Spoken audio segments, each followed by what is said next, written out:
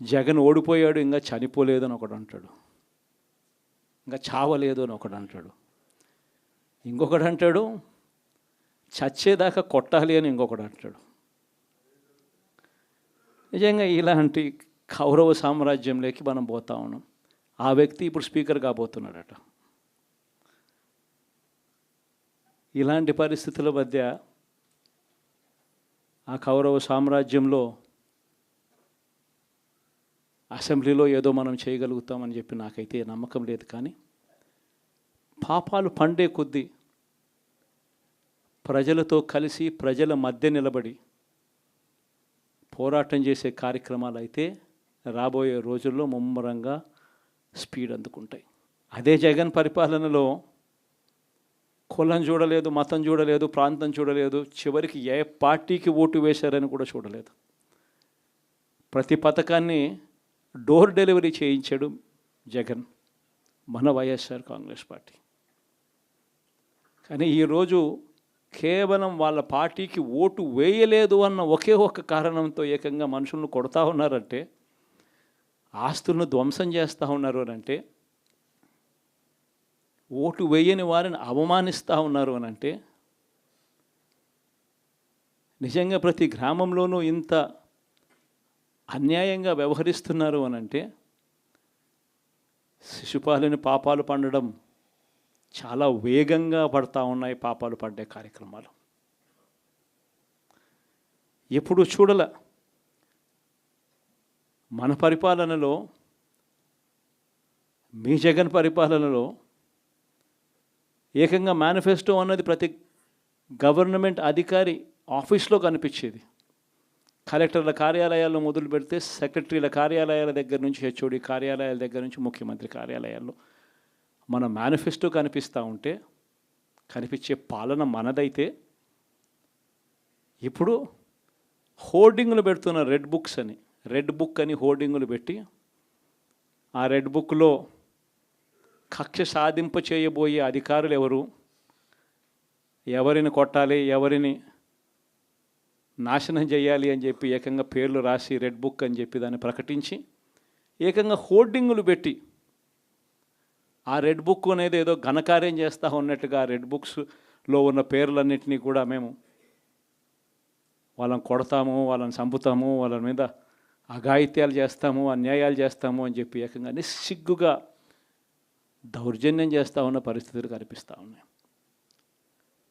శిశుపాలని పాపాలు వేగంగా పడుతూ ఉన్నాయి. మొట్టమొదటిసారిగా కేంద్రంలో కేవలం 272 స్థానాలకు,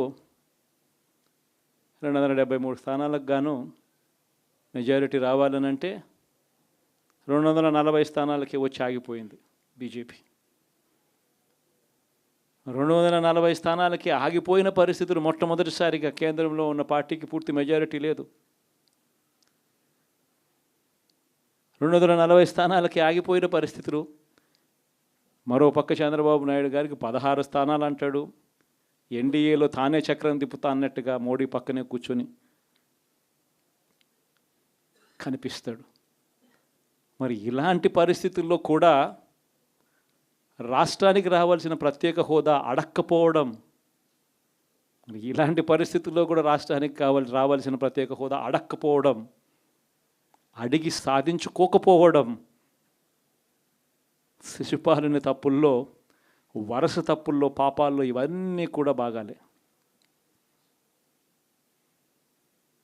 ఇటువంటి పరిస్థితుల్లో కూడా రాష్ట్రానికి రావాల్సినవి, కావాల్సినవి అడగలేని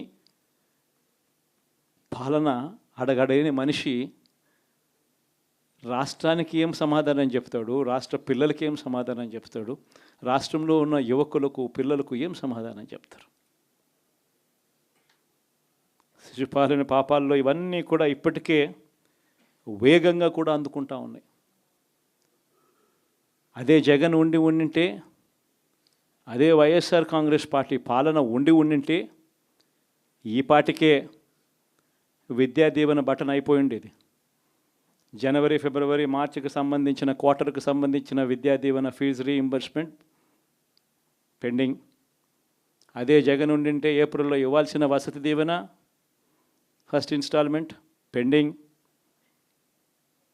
ఇప్పటికే రైతు భరోసా పెండింగ్, అమ్మఒడి పెండింగ్,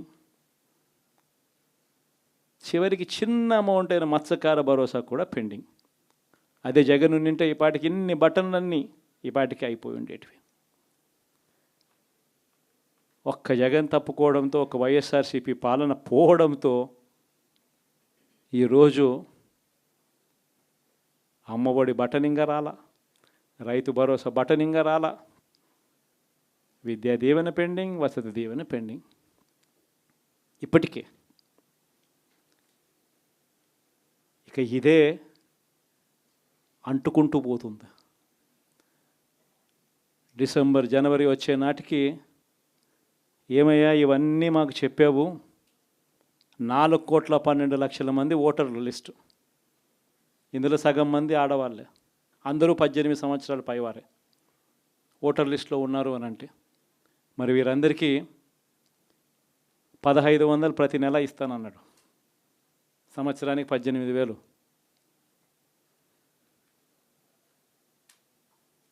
ఇందులో పెన్షన్లు తీసుకునే వాళ్ళు ఒక 30 లక్షల మందిని బహుశా ఆడవాళ్ళకి పక్కన పెట్టినా కూడా 60 సంవత్సరాల పైన ఉన్న వాళ్ళు అని పక్కన పెట్టినా మిగిలిన 1,80,00,000 మంది ఎదురు చూస్తున్నారు. అప్పుడే చంద్రబాబు వచ్చేసాడు, చాలా రోజులు అయిపోయింది, ఇంతవరకు మాకు రావాల్సిన 1,500 నెల నెల ఇస్తానన్న 1,500 ఇంకా రాలేదేమో అని చెప్పి రైతులు ఎదురు చూస్తూ ఉన్నారు. 20,000 పెట్టుబడి సాయంగా ఇస్తానన్నాడు, అది ఏమవుతుందని. దాదాపు 1,00,000 మంది పిల్లలు పైగా ఉంటారు, బళ్ళకు పోయే పిల్లలందరికీ ఇస్తామన్నాడు.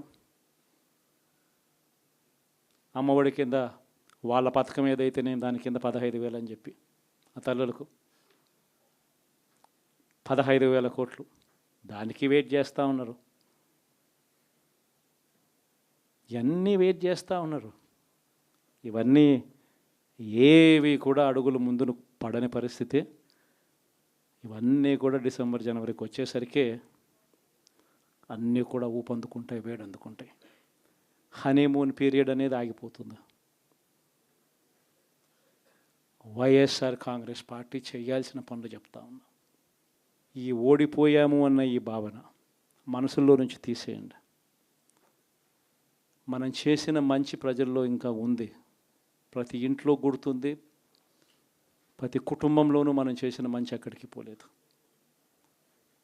ప్రతి ఇంటికి మనం తలెత్తుకొని పోగలుగుతాం, తల దించుకొని కాదు, చెప్పిన పని చేయక కాదు, చెప్పిన పని చేసి తలెత్తుకొని పోగలుగుతాం ప్రతి ఇంటికి కూడా మనం.